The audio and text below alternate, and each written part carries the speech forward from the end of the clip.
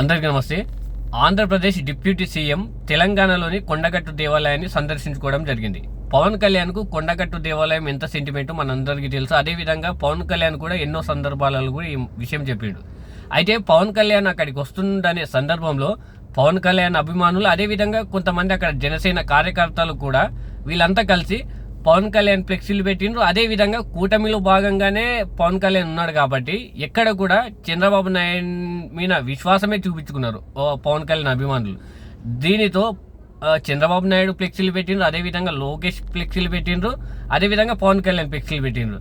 అయితే ఇవి ఫ్లెక్సీలు మొత్తం పెట్టిన తర్వాత ఒక గంట తర్వాత అక్కడికి టీడీపీ కార్యకర్తలు, అదేవిధంగా రేవంత్ రెడ్డి అభిమానులు అంటే ప్రస్తుతం తెలంగాణలో వాళ్ళంతా టీడీపీ కార్యకర్తల లాగానే ఉన్నారు.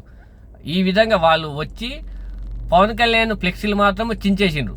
అదేవిధంగా అక్కడ ఎక్కడ కూడా చంద్రబాబు నాయుడు ఫ్లెక్సీలు ఎక్కడ కూడా తీయలేదు, అదేవిధంగా లోకేష్ ఫ్లెక్సీలు కూడా తీయలేదు.